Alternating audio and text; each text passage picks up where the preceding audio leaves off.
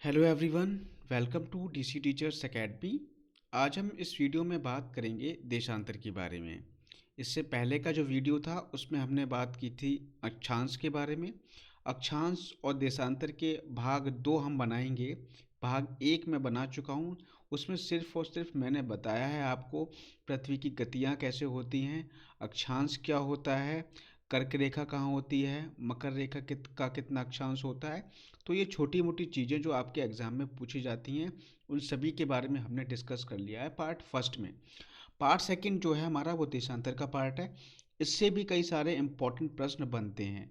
तो अभी तक आपने चैनल सब्सक्राइब नहीं किया है तो सब्सक्राइब कर लीजिए, बेल आइकन को दबा लीजिए, जिससे कि जब भी मैं वीडियोस डालूंगा तो आपको न्यू अपडेट मिल जाएगी। ठीक है, तो चलिए स्टार्ट करते हैं। तो बात हम करेंगे देशांतर के बारे में। ग्लोब पर उत्तरी तथा दक्षिणी ध्रुव को मिलाने वाली काल्पनिक रेखा को देशांतर रेखा कहते हैं। ठीक है, तो यहाँ पर आप देख सकते हो ये आपका उत्तरी ध्रुव है। ठीक है, और ये आपका है दक्षिणी ध्रुव।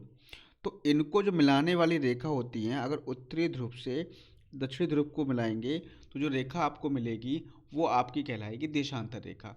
तो ऐसी कई सारी रेखाएं आप मिला सकते हो। देखो, एक रेखा हमने ये मिला दी, इस तरीके से एक रेखा ये मिला दी और एक रेखा यहाँ पर ये मिला दी। तो हम रेखाओं को क्या करेंगे, यहाँ पर ऐसे मिला सकते हैं। और इस तरीके से देखा जाए तो पूरा जो ये होता है कितने डिग्री का होता है, ये 360 डिग्री का होता है। पूरा सर्किल 360 डिग्री का होता है। तो इस तरीके से कुल जो रेखाएं इस पर खींचेंगी वो आपकी 360 रेखाएं यहाँ पर खींची जा सकती हैं। ठीक है, इनकी विशेषता क्या है, देखो इनकी विशेषता क्या है। इन रेखाओं की जो लंबाई होगी वो बराबर होगी। जैसे फॉर एग्जांपल अगर आप एक बॉल लो और बॉल के ऊपरी सिरे से उत्तरी ध्रुव से दक्षिणी ध्रुव तक एक रेखा खींचो। ठीक है, तो आप ये देखोगे कि बॉल पे जितनी रेखाएं आप खींचोगे वो सभी रेखाओं की लंबाई जो होगी वो आपकी बराबर होगी। जैसे यहाँ पर आप देखो, ऐसे ये रेखा है, ये उत्तरी ध्रुव है। यहाँ से लेकर के इस लाइन को ऐसे करके खींचोगे तो यहाँ पे लाइन को कर्व क्यों दिखा रहा हूँ मैं, सीधा क्यों नहीं दिखा रहा हूँ, क्योंकि लाइन आपकी कर्व ही बनेगी। ठीक है, वास्तव में जो रेखा होगी वो आपकी कर्व बनेगी। क्यों कर्व बनेगी, क्योंकि जो आपकी पृथ्वी है वो गोल है, तो रेखा सीधी तो आ नहीं सकती, तो कर्व बनेगी। तो लेकिन एक विशेषता ये होगी कि प्रत्येक रेखा की जो लंबाई होगी वो आपकी बराबर होगी। तो यहाँ पर देशांतर रेखाओं की जो लंबाई होती है वो बराबर होती है, लेकिन अक्षांश रेखाओं में ये नहीं होता है। अक्षांश रेखाओं की जो लंबाई होती है वो अगर भूमध्य रेखा से ध्रुवों की ओर जाओगे तो लंबाई जो है वो आपकी कम होती जाती है। ठीक है, ये हमने प्रीवियस वीडियो में डिस्कस किया था, आप देख सकते हो। ये रेखाएं समांतर नहीं होती। समांतर क्यों नहीं होती, क्योंकि ये रेखाएं जो हैं उत्तरी ध्रुव से, सभी रेखाएं कहाँ से निकलेंगी, इसी छोर से निकलेंगी, यानी उत्तरी ध्रुव से ही निकलेंगी सारी रेखाएं और जाएंगी कहाँ पर, दक्षिणी ध्रुव तक जाएंगी। तो एक बिंदु से निकल रही हैं और दूसरे बिंदु पर जाकर के सारी रेखाएं मिल रही हैं। ठीक है, तो ये समांतर तो हो नहीं सकती। ठीक है, समांतर नहीं हो सकती, लेकिन अक्षांश रेखाएं जो होती हैं वो आपकी समानांतर रेखाएं होती हैं। ठीक है, आगे हम बढ़ें। ये रेखाएं उत्तरी तथा दक्षिणी ध्रुव पर एक बिंदु पर मिल जाती हैं। सिंपल सी बात है, यहाँ से निकली सारी रेखाएं और यहाँ पर आकर के मिल जाएंगी। ठीक, तथा भूमध्य रेखा पर इनकी जो अधिकतम दूरी होती है वो कितनी होती है, 111.32 किलोमीटर होती है। देखो, अक्षांश रेखाओं की जो बीच की दूरी होती है वो प्रत्येक स्थान पर समान रहती है, क्योंकि वो समानांतर रेखाएं होती हैं तो दूरी भी समान रहेगी। वो लगभग दूरी कितनी होती है, दो अक्षांश रेखाओं के बीच में जो दूरी होती है वो लगभग अप्रॉक्सीमेट 111 किलोमीटर आती है। ठीक है, कितनी आती है, 111 किलोमीटर आती है। अगर हम बात करें देशांतर रेखाओं की, तो देशांतर रेखाओं में आप देख रहे हो यहाँ पे दूरी क्या है, सर्वाधिक है। ऊपर बढ़ोगे तो और कम हो जाएगी। तो दूरी यहाँ पर क्या होती है ना, दो देशांतर रेखाओं के बीच की दूरी फिक्स नहीं होती। लेकिन अधिकतम दूरी की बात करें तो अधिकतम दूरी कहाँ पर होगी, अधिकतम दूरी होगी आपकी भूमध्य रेखा पर। और भूमध्य रेखा पर जो अधिकतम दूरी होती है वो आपकी 111.32 किलोमीटर होती है। ठीक है, आगे हम बढ़े। ध्रुवों से भूमध्य रेखा की ओर जाने पर देशांतर रेखाओं के बीच की दूरी बढ़ती है। अब ध्रुवों से क्या कह रहा है, भूमध्य रेखा की ओर जाने पर, ये आपकी भूमध्य रेखा है, ये आपकी भूमध्य रेखा हो गई। अब ध्रुवों से भूमध्य रेखा की ओर जाओगे तो देखो ये लंबाई क्या हो रही है, बढ़ती जा रही है ना। तो आपकी ये लंबाई बढ़ती जा रही है। तो ध्रुवों से भूमध्य रेखा पर की ओर जाने पर जो देशांतर रेखाओं के बीच की दूरी होती है वो बढ़ती जाती है। ठीक है, भूमध्य रेखा से ध्रुवों की ओर जाने पर देशांतर रेखाओं के बीच की दूरी घटती है। ठीक है, ये चीज़ आपको ध्यान रखना है। तो ये इंपॉर्टेंट पॉइंट है, माइंड में रखनी है। ठीक, आगे हम बात करें 0 डिग्री देशांतर रेखा को प्रधान याम्योत्तर रेखा या प्रधान मध्याह्न रेखा या ग्रीनविच रेखा कहते हैं। सिंपल सी बात है, देखो मैंने क्या बताया, जैसे मान लो ये आपकी पृथ्वी है, तो एक रेखा को हम आधार मानते हैं। जैसे हमने अक्षांश रेखाओं में भूमध्य रेखा को आधार मान लिया था, यानी 0 डिग्री मान लिया था। ऐसे यहाँ पर भी हम एक रेखा खींचेंगे और इसको हम आधार मान लेंगे। तो हमने मान लो यहाँ पर एक रेखा ये खींच दी है। ठीक है, ये आपकी है 0 डिग्री देशांतर रेखा। जैसे उसमें भूमध्य रेखा आपकी 0 डिग्री अक्षांश रेखा थी, ऐसे ही इसमें जो आपकी ये जो रेखा बीच में से खींची जाएगी वो आपकी होगी 0 डिग्री देशांतर रेखा। इसको हम क्या कहेंगे, प्रधान याम्योत्तर रेखा भी कहेंगे, या इसको हम प्रधान मध्याह्न रेखा भी कहेंगे, या इसको हम ग्रीनविच रेखा भी कह देंगे। ये अलग अलग नाम है, एक ही रेखा के नाम है। 0 डिग्री देशांतर रेखा, प्रधान याम्योत्तर रेखा, या प्रधान मध्याह्न रेखा, या ग्रीनविच रेखा। 0 डिग्री देशांतर रेखा क्यों कहा, क्योंकि इसका जो देशांतर होता है वो 0 डिग्री होता है। प्रधान याम्योत्तर रेखा क्यों कहा, क्योंकि ये जो आपकी रेखा है इसी के आधार पर हम क्या करते हैं, अन्य रेखाओं का देशांतर डिसाइड करते हैं। तो ये एक प्रधान रेखा हो गई। ठीक है, इसी के आधार पर अन्य रेखाओं का देशांतर डिसाइड किया जाता है। प्रधान मध्याह्न रेखा, क्योंकि ये बीच में से जा रही है तो प्रधान या मध्याह्न रेखा हो गई। ग्रीनविच रेखा क्यों कहते हैं, तो ये ग्रीनविच नामक शहर से होकर के जाती है। लंदन में एक ग्रीनविच नामक शहर है, वहाँ से होकर के जाती है, तो इसीलिए इस रेखा को हमने ग्रीनविच रेखा कह दिया। इसके आगे हम बात करें तो 0 डिग्री देशांतर रेखा से पूर्व और पश्चिम की ओर 1-1 डिग्री के अंतराल पर 180 डिग्री देशांतर रेखाएं खींची गई हैं, तो कुल मिलाकर के 360 डिग्री देशांतर रेखाएं ग्लोब पर हो जाती हैं।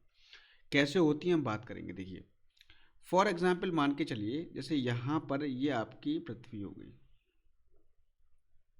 ये आपकी पृथ्वी है। ठीक है, अब इस पृथ्वी में हमने एक रेखा ऐसी खींची जो पृथ्वी को 2 बराबर भागों में बांट रही है, वो आपकी होगी 0 डिग्री देशांतर रेखा। कौन सी रेखा होगी, 0 डिग्री देशांतर रेखा। अब ये क्या कर रही है, ये पृथ्वी को 2 बराबर भागों में बांट रही है। इस वाले भाग को हम कह देंगे पूर्वी गोलार्ध, इस वाले भाग को कह देंगे हम पश्चिमी गोलार्ध। तो आपके 2 भाग हो गए, पूर्वी गोलार्ध और पश्चिमी गोलार्ध। अब मुझे एक बात बताओ, यहाँ पर ये तो हो गई 0 डिग्री देशांतर रेखा या प्रधान याम्योत्तर रेखा। ठीक है, ये इधर वाला हो गया पूर्वी गोलार्ध, ये हो गया पश्चिमी गोलार्ध। अब कोई भी एक गोला होता है, एक सर्किल होता है पूरा, वो कितने डिग्री का होता है, तो सर होता है वो 360 डिग्री का। 2 बराबर भागों में बांट दोगे पूरे गोले को, तो ये वाला गोला हो जाएगा 180 डिग्री का, ये वाला भी हो जाएगा 180 डिग्री का। यानी अगर पूरब की तरफ आप बनाओगे, जैसे मान लो ये आपका गोला है, इसको हमने दोबारा भागों में बांट दिया, तो एक गोला ऐसे बनेगा। ठीक है, ठीक है, ये बन गया। इस तरफ अगर आप रेखाएं खींचोगे इस तरीके से, तो एक रेखा, 2, 3, 4, इस तरीके से रेखा खींचोगे, तो इस वाले भाग पर कुल मिलाकर के 180 रेखाएं खींची जा सकती हैं। ऐसे इस वाले भाग पर भी अगर हम खींचेंगे, इस तरीके से बनाएं, तो यहाँ पर भी 180 रेखाएं खींची जा सकती हैं। तो हम पूरब की तरफ रेखाएं खींचें तो 180 रेखाएं खींचेंगी, पश्चिम की तरफ रेखाएं खींचें तो भी 180 रेखाएं खींचेंगी। तो कुल मिलाकर के जो रेखाओं की संख्या होती है, देशांतर रेखाओं की संख्या, वो 360 होती है। ठीक है, इसमें कुछ भी कन्फ्यूज़न नहीं होना चाहिए। ठीक, इससे पहले जो अक्षांश रेखाओं की संख्या मैंने बताई थी वो कितनी बताई थी, 179 अक्षांश रेखाओं की संख्या बताई थी। अगर हम अगर हम उत्तरी और दक्षिणी ध्रुव को बिंदु मान करके चल रहे हैं तो देशांतर रेखाओं की संख्या 179 है, और अगर हम उसको बिंदु ना माने, एक रेखा मान लें, तो देशांतर रेखाओं की संख्या जो हो जाएगी वो 181 हो जाएगी। ये हम डिस्कस कर चुके हैं पिछले वीडियो में। ठीक है, तो यहाँ आपको ध्यान रखना है कि ये आपका 0 डिग्री देशांतर हो गया, इधर आपका क्या हो गया, पूर्वी गोलार्ध, इधर हो गया पश्चिमी गोलार्ध। तो कुल मिलाकर के देशांतर रेखाओं की संख्या आपकी हो जाएंगी 360 डिग्री। ठीक है, अब यहाँ पर रेखाएं खींची जाएंगी। जैसे रेखा हमने खींच दी ये 1 डिग्री, 2 डिग्री, 3 डिग्री, 4 डिग्री ऐसी खींचेंगी। तो कुछ रेखाएं मैं अपने मन से यहाँ पे बना लेता हूँ। ठीक है, कुछ रेखाएं यहाँ बना लेता हूँ। ठीक है, तो यहाँ पर अब देखिए यहाँ पर क्या है, देखो अब ये आपका हो गया आधार रेखा यानी 0 डिग्री देशांतर रेखा हो गई। पृथ्वी किस दिशा से किस दिशा में घूमती है, तो पृथ्वी घूमती है पश्चिम से पूर्व दिशा में घूमती है। पृथ्वी का जो घूर्णन होता है वो पश्चिम से पूर्व दिशा में होता है। तो आप मुझे एक बात बताओ कि जब किसी भी चीज़ को, अब कोई भी बॉल है, अब अगर आप उसको पश्चिम से पूर्व घुमा रहे हो तो ये वाला हिस्सा पहले घूमेगा, उसकी ये वाला हिस्सा नीचे जाएगा, ये हिस्सा ऊपर आएगा। यानी ये वाला हिस्सा हमेशा जो होगा, पूर्वी हिस्सा रहेगा, वो हमेशा आगे रहेगा। पूर्वी हिस्सा हमेशा आगे रहेगा, पूर्वी हिस्सा आगे रहेगा। इसीलिए पूरब का जो समय होता है वो हमेशा आगे रहता है। पूर्वी देशांतर का समय हमेशा आगे रहता है, इसे ध्यान रखनी है। और पश्चिमी देशांतर का समय वो आपका पीछे रहता है। कितना आगे रहता है, कितना पीछे रहता है, वो अभी हम बात करने वाले हैं। तो यहाँ पर अब हम देखेंगे, देखो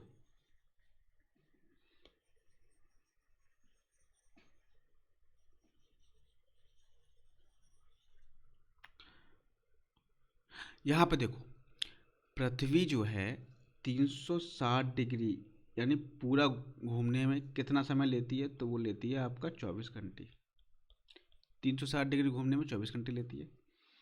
अब मैं आपसे कहूँ कि 360 डिग्री घूमने में ले रही है 24 घंटे, तो आप मुझे बताओ कि 24 घंटे में अगर पृथ्वी घूम रही है कितने 360 डिग्री, तो 1 घंटे में कितना घूमेगी, तो 1 घंटे में घूमेगी 360/24 घूमेगी। अब इसको काट दो, 6 से काटोगे 60, 4 आ जाएगा। तो 1 घंटे में पृथ्वी जो घूमती है वो 15 डिग्री घूमती है। ठीक है, 4 से काटोगे तो 15 डिग्री आ जाएगा। तो 1 घंटे में पृथ्वी कितना घूमती है, तो वो आपका 15 डिग्री घूम जाती है। ठीक है, अब यहाँ पे देखो 60 मिनट में कितना घूमती है, 15 डिग्री।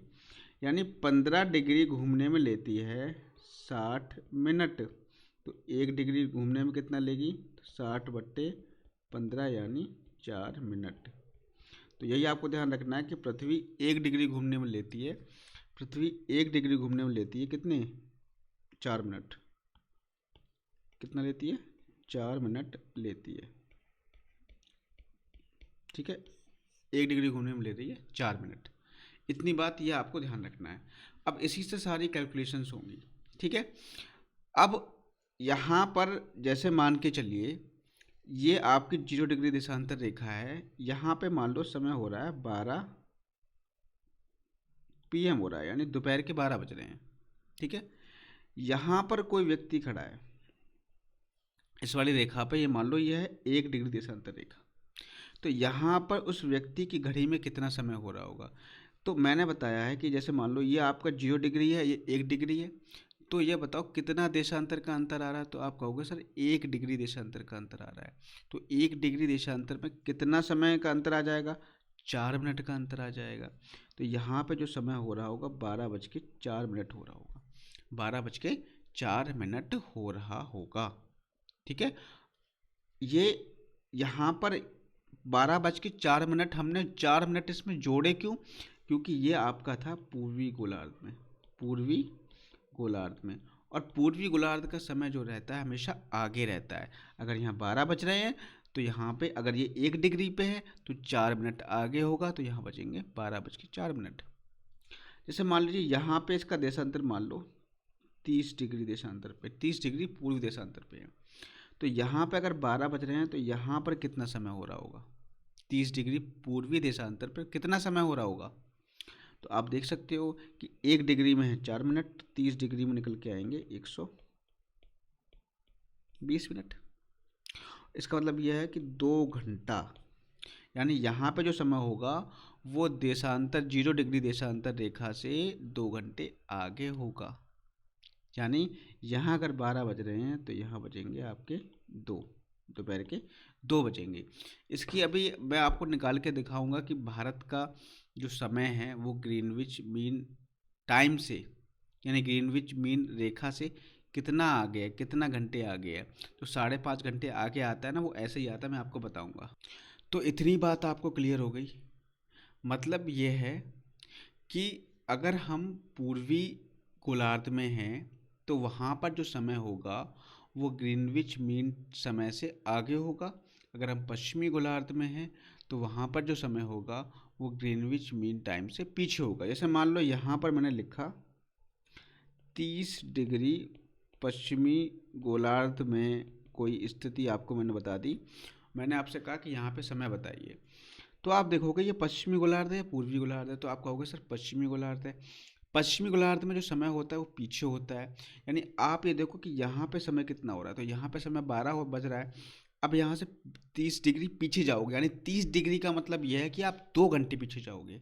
2 घंटे पीछे जाओगे मतलब यह है आप यहाँ पे बज रहे होंगे 10 AM हो रहा होगा, सुबह के 10 बज रहे होंगे। ठीक है, इतनी बात क्लियर है, आगे बढ़ जाते हैं। ठीक, तो यहाँ पर हमने देखा कि कुल मिलाकर के जो रेखाओं की संख्या है वो 360 है।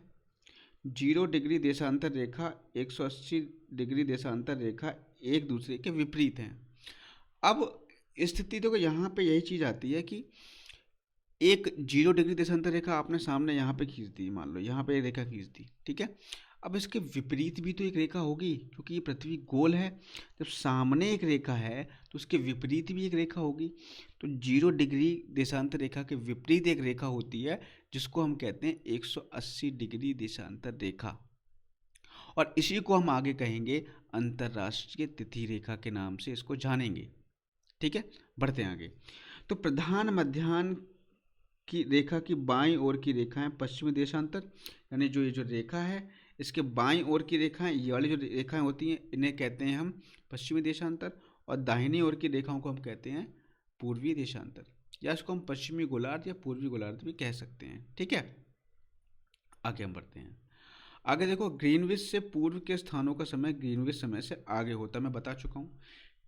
क्यों आगे होता है, इसका रीजन ये है कि पृथ्वी जो है पश्चिम से पूर्व की ओर घूम रही है, तो पूर्व वाला हिस्सा हमेशा आगे रहेगा। ठीक है, और ग्रीनविच से पश्चिम के स्थानों का समय ग्रीनविच समय से पीछे होता है, सिंपल सी बात है।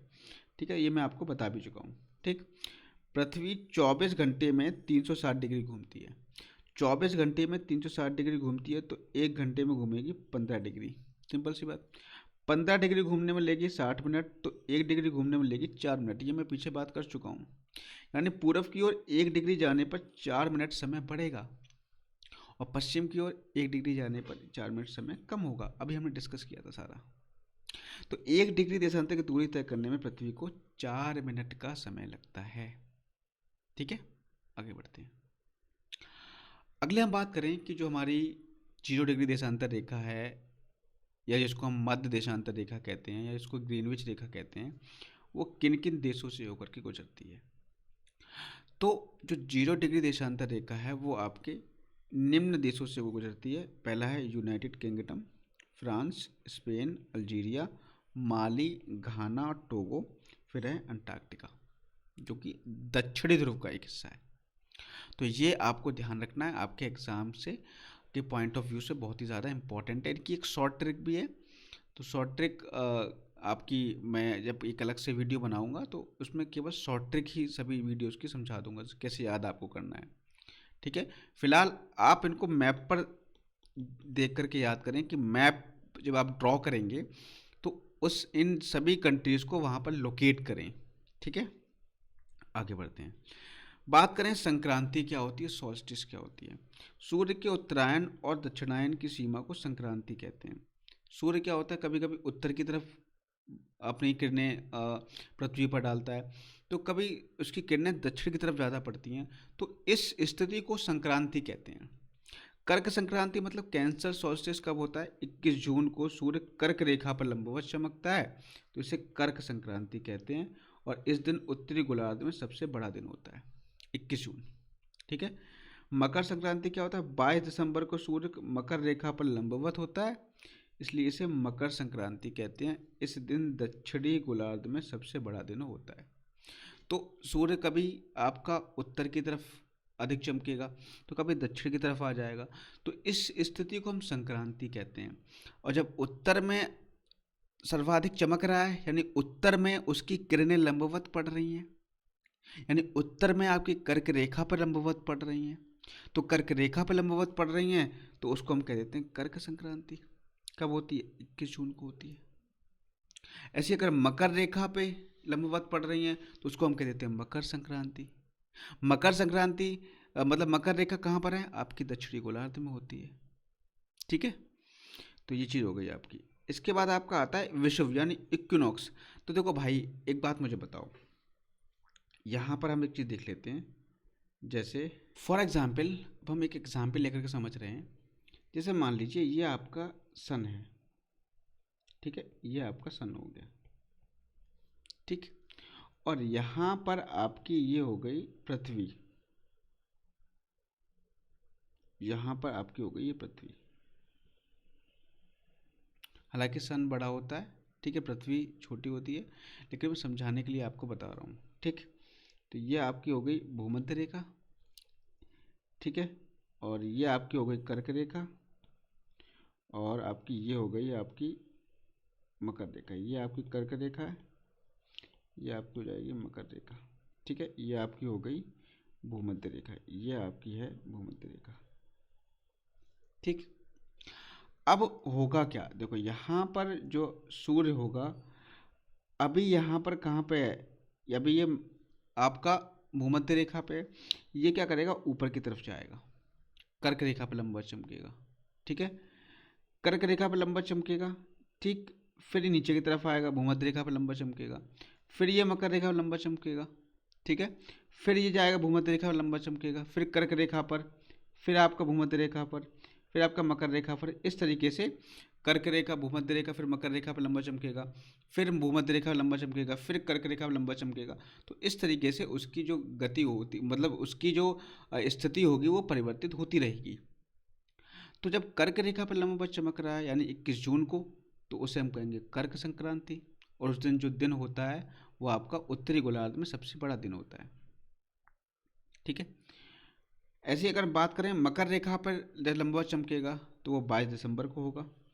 22 दिसंबर को वो आपका दक्षिणी गोलार्ध का सबसे बड़ा दिन होता है, ठीक है। ऐसी अगर हम बात करें तो दो स्थिति ऐसी आएंगी, दो बार। एक बार तो जब कर्क रेखा की तरफ जाएगा भूमध्य रेखा से, तो भूमध्य रेखा पर था, तो भूमध्य रेखा पर वो लंबा चमका, फिर कर्क रेखा लंबा चमका, फिर आपका फिर भूमध्य रेखा लंबा चमका, फिर आपका मकर रेखा पर लंबा चमका। तो दो बार, साल में दो बार सूर्य जो है वो आपकी भूमध्य रेखा पर लंबवत चमकता है, साल में दो बार। तो यही हम यहाँ पे बात कर रहे थे। देखो, कर्क संक्रांति की हो गई 21 जून को, उत्तरी गोलार्ध का सबसे बड़ा दिन। 22 दिसंबर को मकर संक्रांति, दक्षिणी गोलार्ध में सबसे बड़ा दिन। अब ऐसी स्थिति आती है विषुव की। पृथ्वी का की वह स्थिति है जब सूर्य की किरणें विषुवत रेखा पर लंबवत पड़ती हैं और यहाँ पर दिन जो होते हैं वो दिन और रात बराबर होते हैं। और ये विषुव जो होता है वो दो बार होता है। एक बार तो जब सर्दियों में होता है यानी शरद विषुव, यह आपका 23 सितंबर को संपूर्ण पृथ्वी पर दिन रात बराबर होते हैं, इसे हम कहते हैं शरद विषुव।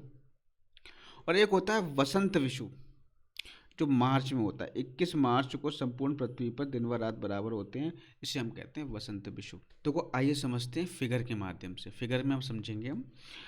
तो यहाँ पर देखो, पृथ्वी जो है वास्तव में दो गतियाँ करती है। एक तो घूर्णन गति कर रही है यानी इस तरीके से घूम रही है अपनी अक्ष पर, और साथ ही साथ सूर्य के चारों ओर परिक्रमा भी वो करती रहती है, सूर्य के चारों ओर परिक्रमा करती है। दो गतियाँ हैं, घूम रही है अपनी अक्ष पर और सूर्य के चारों ओर परिक्रमा भी कर रही है। तो होता क्या है, अब देखो पृथ्वी जो है उसकी जो अक्ष होती है ना वो बिल्कुल सीधी नहीं है, उसकी अक्ष बिल्कुल सीधी नहीं है। अक्ष जो है उसकी, पृथ्वी जो है अपनी अक्ष से 23.5 डिग्री पर झुकी हुई है, अपनी अक्ष से पृथ्वी 23.5 डिग्री पर झुकी हुई है, यानी उसकी जो अक्ष जा रही है वो आपकी ये है, तिरछी जा रही है। तो पृथ्वी इस तरीके से गति करती है, इस तरीके से, ये ऐसे ऐसे गति करती हुई जाती है, ऐसे देखो, ऐसे गति गति करती हुई जाएगी, ठीक है, इस तरीके से गति करती हुई जाएगी। तो जब ये गति करेगी इस तरीके से, तो कहने का मतलब पृथ्वी झुकी हुई है 23.5 डिग्री पर। तो यहाँ पर जो है 22 जून को जो पृथ्वी का हिस्सा आता है, वो कर्क रेखा वाला हिस्सा ज़्यादा ऊपर की तरफ आ जाता है। देखो यहाँ पर, ये देखो, ये वाला हिस्सा देखना, ये हिस्सा देखो, ये हिस्सा, ये इसकी एक्सिस है।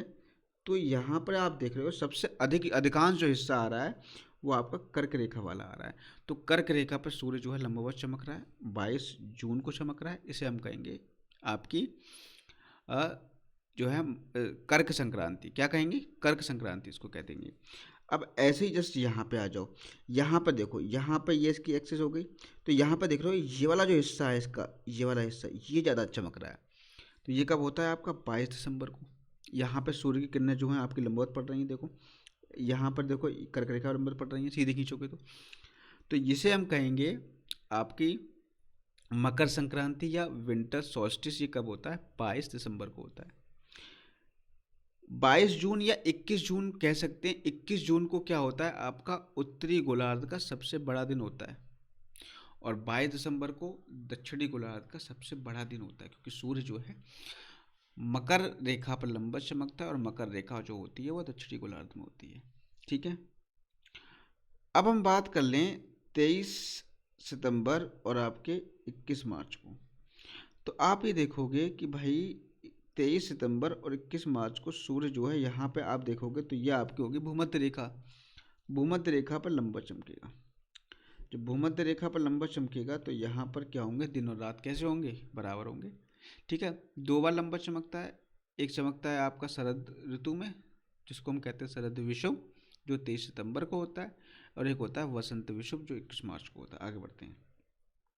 21 मार्च से 23 सितंबर की अवधि में उत्तरी गोलार्ध सूर्य का प्रकाश 12 घंटे या अधिक समय तक प्राप्त करता है।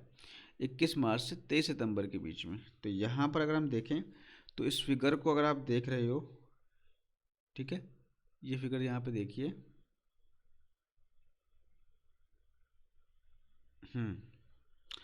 तो यहाँ पर आप देखो 21 मार्च से लेकर के 23 सितंबर तक, 21 मार्च से लेकर के 23 सितंबर तक दिखा यहाँ पे।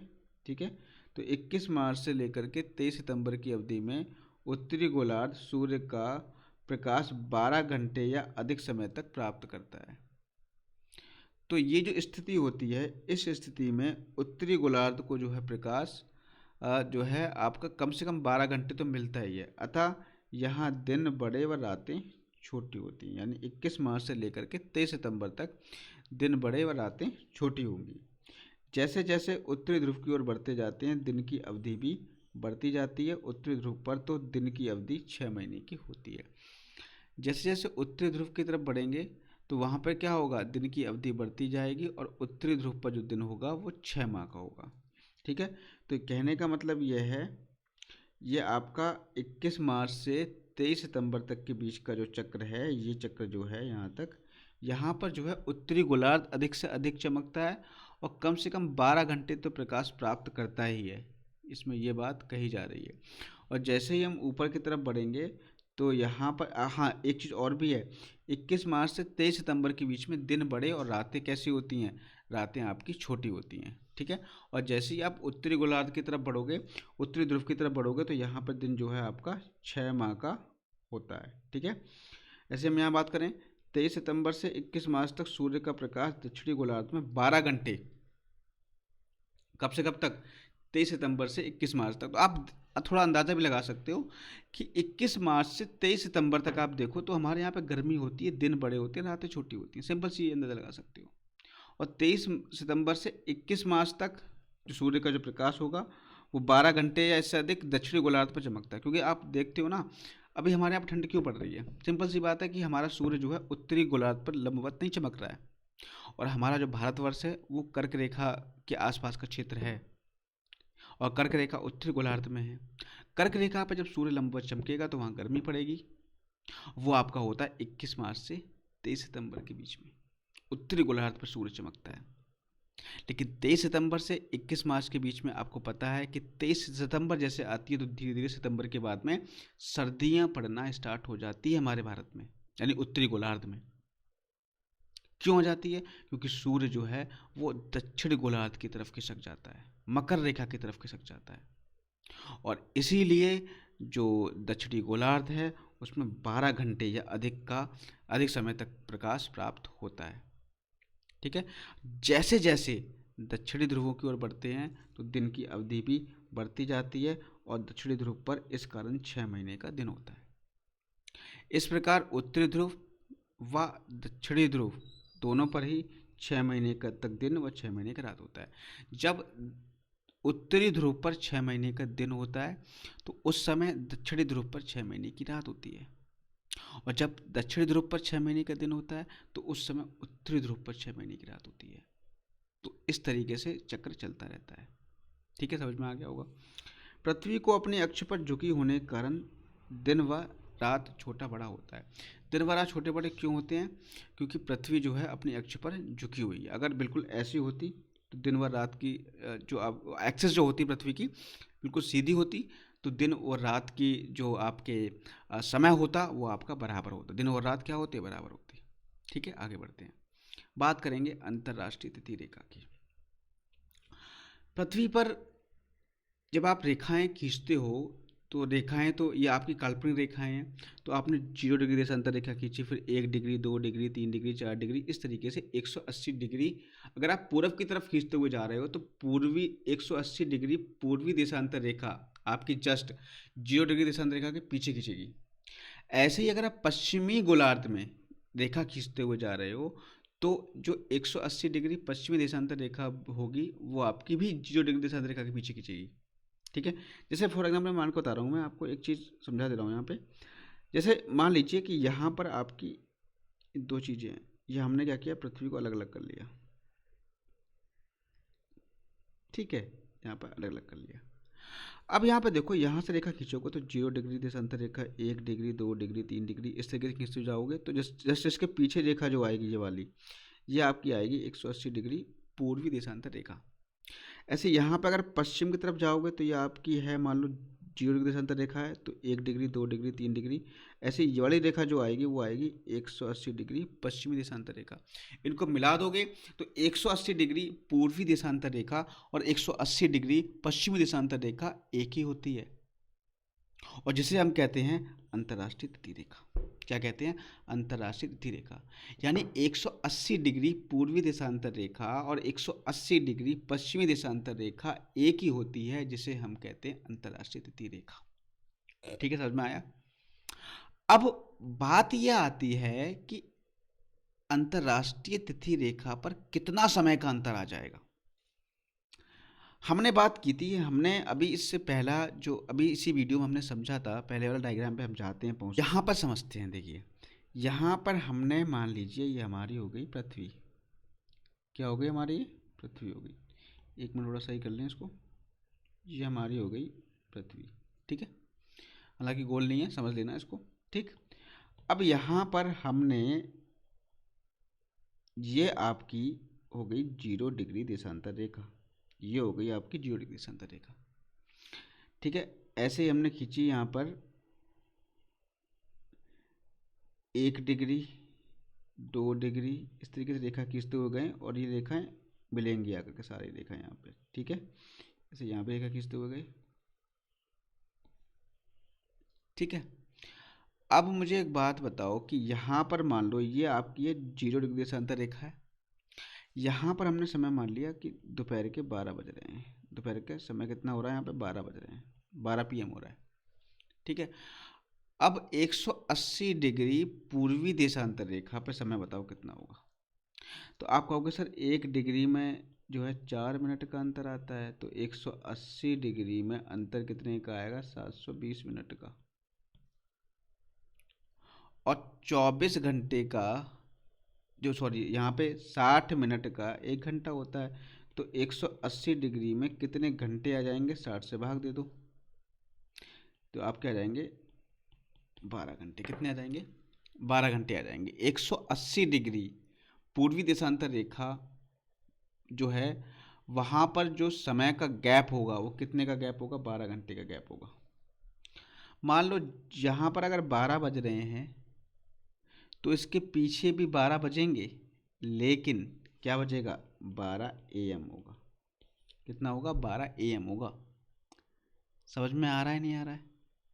12 PM से, यानी अभी यहाँ पे दिन के 12 बज रहे हैं तो पीछे बजेंगे रात के 12, रात के 12। अब इस रेखा को हम थोड़ा सा भी पश्चिम की तरफ पार कर जाते हैं, थोड़ा सा इमेजिन करना पड़ेगा इसमें, ठीक है? क्या करना पड़ेगा, इमेजिन। मान लो कि आप जस्ट, ये आपकी 0 डिग्री देशांतर रेखा है, जस्ट इसके पीछे बैठे हो, यानी यहाँ पर इसका जो लेफ्ट होगा, पीछे जब बैठोगे तो वो आपका राइट बन जाएगा, ठीक है? यानी वहाँ पर अगर आप पश्चिम की तरफ जा रहे हो, पश्चिम की तरफ जा रहे हो, तो आप जो है, कहने का मतलब है आपके समय में एक दिन जुड़ जाएगा। तो मैंने आपको बताया कि जो 180 डिग्री में कितने घंटे का अंतर आ रहा है, 12 घंटे का अंतर आ रहा है। तो यानी यहाँ पे अगर 12 बज रहे हैं तो पीछे जो अंतर्राष्ट्रीय तिथि रेखा है, 180 डिग्री देशांतरी रेखा है, वहाँ पर बज रहे होंगे दिन के 12, ठीक है? यानी 12 AM हो रहा होगा। दिन के 12 क्या, 12 AM हो रहा है। 12 AM मतलब रात के 12 यहाँ बज रहे होंगे। यहाँ अगर दिन के 12 बज रहे हैं तो अंतर्राष्ट्रीय तिथि रेखा पर रात के 12 बज रहे होंगे। सिंपल सी बात है, क्योंकि 12 घंटे का अंतर आ रहा है, ठीक है? अब जैसे मान लो इसके पीछे सोचो, पीछे जो अंतर्राष्ट्रीय तिथि रेखा है, 180 डिग्री अंतर्राष्ट्रीय तिथि रेखा है, वहाँ से अगर आप पूरब से पश्चिम की तरफ जाते हो, जैसे मान लो ये अंतर्राष्ट्रीय तिथि रेखा है, फॉर एग्जाम्पल मान लो, लेकिन अंतर्राष्ट्रीय तिथि रेखा बिल्कुल सीधी नहीं है, वो टेढ़ी मेढ़ी है, लेकिन अभी मैं इसको सीधा मान रहा हूँ। ये आपका पूर्व है और ये आपका पश्चिम है। अब आप पूरब से जैसे ही पश्चिम की तरफ पार करोगे तो आपका एक दिन जुड़ जाएगा। एक दिन क्या हो जाएगा, जुड़ जाएगा, ठीक है? एक दिन क्या हो जाएगा, जुड़ जाएगा। और अगर आप पूरब से पश्चिम की तरफ आओगे तो एक दिन क्या हो जाएगा, एक दिन घट जाएगा। एक दिन क्या हो जाएगा, घट जाएगा। यानी यहाँ पर अगर मान लो यहाँ पर 24 तारीख है तो यहाँ पर हो रही होगी 25 तारीख। यहाँ कितनी तारीख हो रही होगी, 25 तारीख हो रही होगी। समझ रहे हो? यहाँ अगर मान लो 25 तारीख है तो इधर जाएगा तो कितनी हो रही होगी, 24 तारीख हो रही होगी। यानी यहाँ पर आदमी अपना बर्थडे बना करके एक बार इधर इधर आकर के अपना बर्थडे दोबारा से मना सकता है, दोबारा से मना सकता है भाई।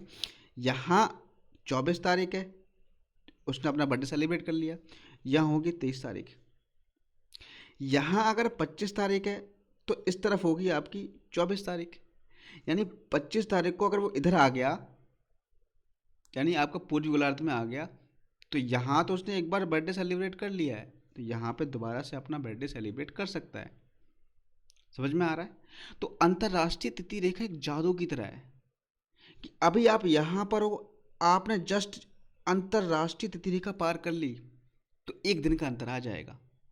पूरब से पश्चिम की ओर बढ़ोगे तो एक दिन जुड़ेगा, पश्चिम से पूरब की ओर घटोगे तो बढ़ोगे तो एक दिन घटेगा, ठीक है?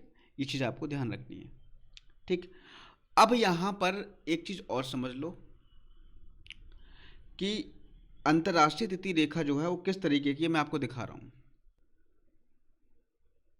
हाँ, तो यहाँ पे हम बात कर रहे थे अंतर्राष्ट्रीय तिथि रेखा के बारे में।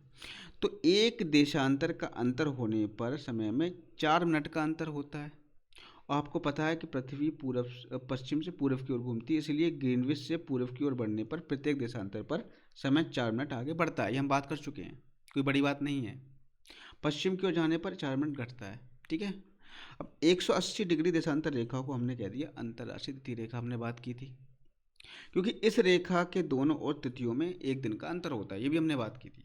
180 डिग्री रेखा देशांतर रेखा में पूर्व की ओर जाने पर एक दिन घटाना पड़ता है, और जबकि पश्चिम की ओर जाने पर एक दिन जोड़ना पड़ता है। यानी ये आपकी जो रेखा है, एक मिनट यहाँ पर मैं देख लूँ, देखो ये रेखा है, ये जो आपकी रेखा है ये है आपकी अंतर्राष्ट्रीय तिथि रेखा। सीधी नहीं है। क्यों नहीं है सीधी? इसके पीछे एक रीज़न है, क्योंकि इसको जो है महासागरीय भाग से होकर के गुजारा गया है। स्थलीय भाग से होकर के क्यों नहीं गुजारा गया? तो यहाँ पर रीज़न ये था, अगर स्थलीय भाग से होकर के गुजारा जाता तो एक ही देश में तिथियों में अंतर आ जाता। फॉर एग्जाम्पल मान के चलिए, जैसे मानिए यहाँ पर रशिया है, ये आपको रशिया दिख रहा है, ये आपका रशिया का भाग है, ये मान के चलिए, ठीक है, ये आपका रशिया है। यहाँ से मान लो ये अंतर्राष्ट्रीय तृतीय रेखा जा रही होती, तो रूस एक देश है, तो रूस में क्या होता है, जैसे यहाँ पे मान लो चलो 5 तारीख है, तो यहाँ पे 6 तारीख हो रही होती। मतलब एक ही देश में दो दो तारीख हो जाती। क्या ऐसा पॉसिबल है? क्या ऐसा पॉसिबल है कि एक ही देश में 2 तारीख हो रही हूँ? ऐसा पॉसिबल नहीं है। समय में बहुत ज़्यादा असुविधा हो जाती, बहुत ज़्यादा कंट्रास्ट उत्पन्न हो जाता, विरोध उत्पन्न हो जाता, विरोधाभास हो जाता, ठीक है। यहाँ पे 5 तारीख को, तो यहाँ पे 6 तारीख हो रही है, यहाँ पे 6 तारीख को, तो यहाँ पे अगेन 5 हो गई, ठीक है। मतलब अगर किसी फॉर्म को अप्लाई करने की अंतिम तिथि मान लो 6 तारीख है, ठीक है, 6 तारीख है, तो भाई यहाँ पर 5 तारीख है, यहाँ पर आपकी 6 तारीख है, ठीक है। तो अगर कोई बंदा यहाँ पे, इसके लिए 6 तारीख ये है, और कोई बंदा अगर पूर्वी गोलार्ध में हुआ, पूरब की तरफ हुआ, तो उसके लिए एक दिन और एक्स्ट्रा मिल जाएगा। मिलेगा नहीं मिलेगा? यानी पूर्वी गोलार्ध वालों को फ़ायदा हो जाएगा, ठीक है। यानी अगर वो पूर्वी गोलार्ध वाले पश्चिमी गोलार्ध में पहुंच गए, तो उन्हें उसी दिन फॉर्म अप्लाई करना पड़ेगा। अगर वो पूर्वी गोलार्ध में हैं, तो उन्हें एक दिन और एक्स्ट्रा मिल जाएगा, ठीक है। तो ये बहुत ज़्यादा एक तरीके से असुविधा उत्पन्न करता, समय में ही बहुत ज़्यादा कंट्रास्ट उत्पन्न करता, इसीलिए इसको स्थलीय भाग से होकर के नहीं गुजारा गया।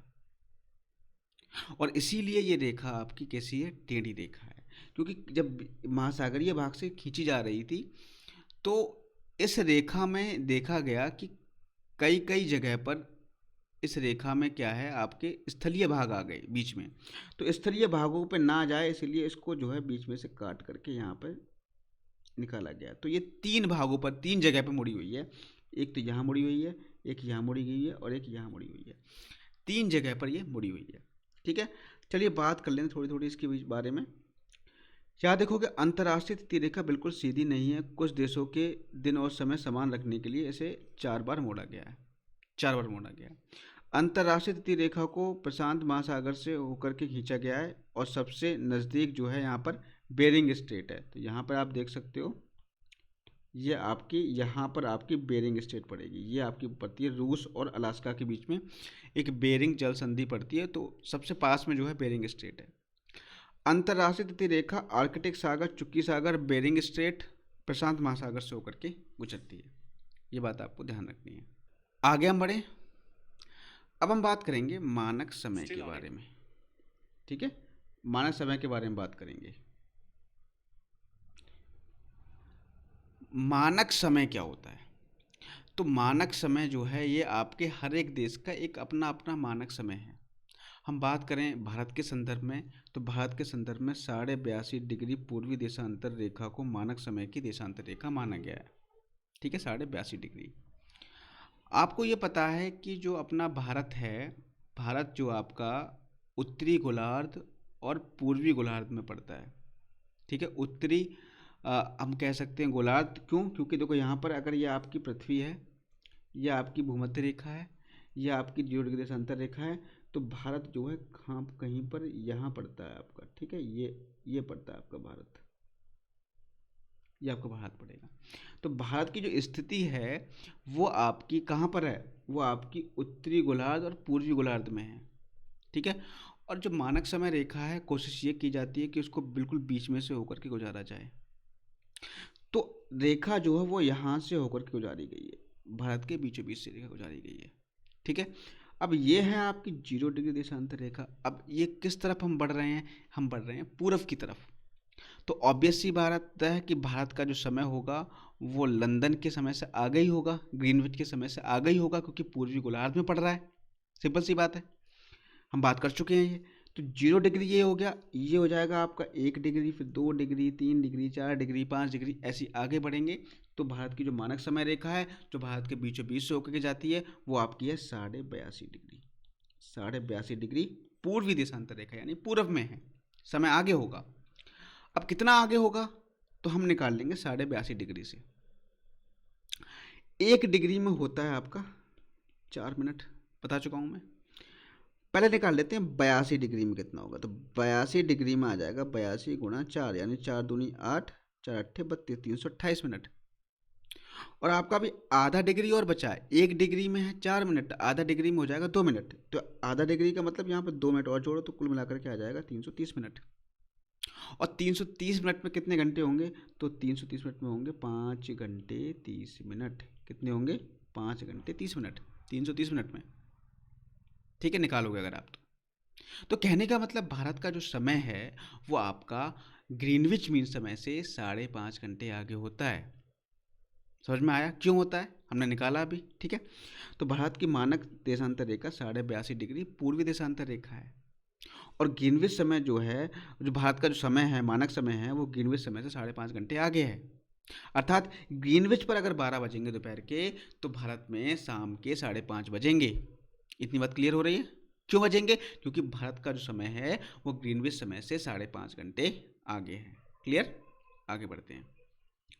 आ जाते हैं अंतर्राष्ट्रीय तिथि रेखा पर। ये तो हमने बात कर ही ली। ठीक है, अब हम देखेंगे कुछ इंपॉर्टेंट प्रश्नों के बारे में बात करेंगे। जैसे भूमध्य रेखा पर सूर्य की किरणें लंबवत गिरती हैं, इसलिए यहाँ दिन और रात क्या होते हैं? बराबर होते हैं। सिंपल सी बात है। पृथ्वी के चपटे होने के कारण भूमध्य रेखा पर गुरुत्वाकर्षण बल का मान सबसे कम होता है और ध्रुवों पर क्या होता है? सबसे अधिक होता है। प्रश्न आ सकते हैं यहाँ से। ठीक है, भूमध्य रेखा के उत्तर में 23.5 डिग्री को कर्क रेखा और दक्षिण में 23.5 डिग्री को मकर रेखा कहते हैं। सब हमने बात कर चुके हैं, बस रिवीजन है ये आपका। भूमध्य रेखा के उत्तर में 66.5 डिग्री को आर्कटिक व्रत और दक्षिण में 66.5 डिग्री को अंटार्कटिक व्रत कहते हैं।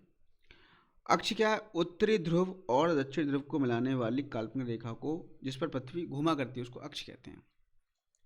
ध्रुव क्या है? पृथ्वी पर वे दो बिंदु जिनसे होकर के काल्पनिक अक्ष गुजरता है ध्रुव कहलाते हैं। देखो ये आपका ये है, ये आपकी अक्ष हो गई, ये आपके ध्रुव हो गए। ये आपके ध्रुव हो गए, ये आपकी अक्ष हो गई। ठीक है, ध्रुवों को मिलाने वाली रेखा जो होती है वो आपकी अक्ष होती है। और जिनसे जो काल्पनिक जिनसे ऐसे बिंदु जिनसे अक्ष होकर गुजरती है उसे हम ध्रुव कहते हैं। अक्षांश क्या? किसी स्थान की विषुवत वृत्त से उत्तर या दक्षिण की ओर कोणीय दूरी अक्षांश कहलाती है। अक्षांश दूरी क्या है? विषुवत वृत्त के समानांतर खींचे हुए काल्पनिक वृत्त को हम क्या कहते हैं? अक्षांश दूरी कहते हैं। देशांतर क्या है? किसी स्थान की प्रधान या उत्तर रेखा से पूर्व या पश्चिम की ओर कोणीय दूरी। सब के बारे में बात कर चुके हैं। ठीक है, आगे देखिए मानक समय क्या क्या है? किसी देश का मानक मध्याह्न रेखा का स्थानीय समय। दो अक्षांशों के बीच की दूरी 111 किलोमीटर। 21 जून को सूर्य कर्क रेखा पर एकदम ऊपर होता है, इसीलिए उत्तरी गोलार्ध में सबसे बड़ा दिन होता है। इसी को हम कर्क संक्रांति कहते हैं। 22 दिसंबर को मकर रेखा के एकदम ऊपर होता है, इसको हम मकर संक्रांति कहते हैं। अफ्रीका एक ऐसा महाद्वीप है जिससे तीनों रेखाएं होकर गुजरती हैं, यानी भूमध्य रेखा, कर्क रेखा, मकर रेखा। 0 डिग्री देशांतर रेखा और 180 देशांतर रेखा एक दूसरे के विपरीत हैं। 180 डिग्री देशांतर रेखा को हम अंतर्राष्ट्रीय तिथि रेखा भी कहते हैं और 180 देशांतर रेखा का उपयोग तिथि निर्धारण के लिए किया जाता है। अफ्रीका की कांगो नदी भूमध्य रेखा को 2 बार काटती है। भारत में कर्क रेखा को माही नदी 2 बार काटती है। अफ्रीका की लिम्पोपो नदी मकर रेखा को 2 बार काटती है। ठीक है, कर्क रेखा भारत से 8 राज्यों से गुजरती है। शून्य अक्षांश एवं शून्य अंश देशांतर अटलांटिक महासागर में काटती है। यानी जो शून्य, ये जो आपकी है अक्षांश रेखा और देशांतर रेखा, ये वाली, ये कहाँ पे काटती हैं? आपके अटलांटिक महासागर में काटती हैं। भारत की मानक समय रेखा को हम IST भी कहते हैं। ये रेखा भारत के 5 राज्यों से होकर के गुजरती है। बात करेंगे जब हम आपको पढ़ाएंगे भारत की अवस्थिति के बारे में पढ़ाएंगे तब इसके बारे में बात करेंगे। भारतीय समय की अंतर्राष्ट्रीय मानक समय ग्रीनविच मीन टाइम की तुलना करने से जो है आपका 5.5 घंटे आगे होता है भारत का मानक समय। और ग्रीनविच का निर्धारण इंग्लैंड के ग्रीनविच में स्थित ऑब्जर्वेटरी से किया गया है। भारत में 82.5 डिग्री पूर्वी देशांतर जो कि इलाहाबाद के निकट नैनी से होकर गुजरता है के समय को मानक समय रेखा मान लिया गया है। ठीक है, अब हम बात करेंगे अश्व अक्षांश के बारे में। ठीक है, तो अश्व अक्षांश क्या होता है? सिंपल सी बात है, हालांकि मैं आपको जब विंड्स पढ़ाऊंगा तो आपको बताऊंगा। उत्तरी गोलार्ध और दक्षिणी गोलार्ध में 30 डिग्री से 35 डिग्री अक्षांशों के बीच उपोष्ण उच्च वायुदाब की स्थिति पाई जाती है। इनको हम अश्व अक्षांश कहते हैं। अश्व अक्षांश जो है आपके उत्तरी गोलार्ध और दक्षिणी गोलार्ध में 30 डिग्री से 35 डिग्री अक्षांशों के मध्य पाए जाते हैं। अश्व अक्षांश क्यों कहा जाता है? क्योंकि यहाँ पर पवनों की गति इतनी तेज होती है कि यहाँ पर जो जहाज, जब पहले व्यापारिक मार्ग जो हुआ करता था, यहाँ से जहाज गुजरा करते थे, तो इतनी तेज़ हवाएं चलती थी कि मतलब एक तरीके से विरोधी हवाएं चलती थी कि यहाँ पर क्या होता था कि नाव चलाने में दिक्कत हुआ करती थी। तो जो कुछ घोड़े का व्यापार जो लोग पहले किया करते थे, तो यहाँ पर घोड़े मतलब नाव के भार को हल्का करने के लिए घोड़ों को समुद्र के अंदर फेंकना पड़ता था। तो इसीलिए वहाँ से इसका नाम पड़ गया स्वच्छांश। ठीक है, बाकी डिटेल में हम बात करेंगे जब मैं आपको पढ़ाऊँगा, पवने के बारे में पढ़ाऊँगा, तब इसके बारे में बात करेंगे। तो अब हम बात करेंगे विगत वर्षों में पूछे गए कुछ महत्वपूर्ण प्रश्नों के बारे में। तो पहला प्रश्न है, ग्लोब पर दो स्थानों के बीच की न्यूनतम दूरी क्या कहलाती है? तो उसको हम कहते हैं, वो न्यूनतम दूरी कहाँ पर होती है, या न्यूनतम दूरी होती है कहाँ पर? अंतर्राष्ट्रीय तिथि रेखा पर। ठीक है। मध्य रात्रि में सूर्य दिखाई देता है कहाँ पर? उत्तरी ध्रुव पर दिखाई देता है। जिस अक्षांश पर वार्षिक तापांतर न्यूनतम होता है वह कौन सा है? तो जिस अक्षांश पर वार्षिक तापांतर न्यूनतम होगा वो होता है आपका भूमध्य रेखा पर। दिन रात जिस कारण होते हैं वे हैं आपके घूर्णन के कारण। ठीक है। वह स्थान की वह एक स्थान की जो सही अक्षांशीय स्थिति हो सकती है वह है, तो कौन सी हो सकती है? 45 डिग्री दक्षिण। 45 डिग्री दक्षिण आपकी सही स्थिति हो सकती है। ठीक है, अक्षांशीय स्थिति की बात कर रहे हैं। किसी स्थान का मानक समय निर्धारित करने का आधार होता है वो आपका है प्रधान मध्याह्न रेखा। ठीक है। पृथ्वी पर मरुभूमि होने की संभावना अधिक रहती है, वो आपकी 23 डिग्री अक्षांश के आसपास अधिक रहेगी, क्योंकि कर्क रेखा और मकर रेखा वहीं पाई जाती है। मकर रेखा नहीं गुजरती है, तो मकर रेखा कहाँ से नहीं होकर गुजरती है? तो मकर रेखा आपकी बोलिविया से होकर के नहीं गुजरती है। निम्न में से कौन सा वृहत वृत्त है? तो वृहत वृत्त की बात करें तो भूमध्य रेखा क्या है आपका? एक वृहत वृत्त है। ठीक है, क्योंकि जो भूमध्य रेखा का जो सर्किल होता है वो सबसे बड़ा होता है, हमने वीडियो में बात की थी। ठीक, तो आज की वीडियो में सिर्फ इतना ही। ये आपका अक्षांश और देशांतर का भाग 2 था। आपका यहीं पर ये अक्षांश और देशांतर खत्म होता है। अब एक नया टॉपिक हम लेंगे जो आपकी सुपर टेट के एग्ज़ाम के लिए इम्पोर्टेंट होगा, और अन्य भर्ती जो भी आपकी हैं, यूपी लेखपाल है, यूपी टेट है, सभी के लिए इम्पोर्टेंट होगा। ठीक है, तो आज की वीडियो में सिर्फ इतना ही। मिलेंगे नेक्स्ट वीडियो में। Thank you, have a nice day.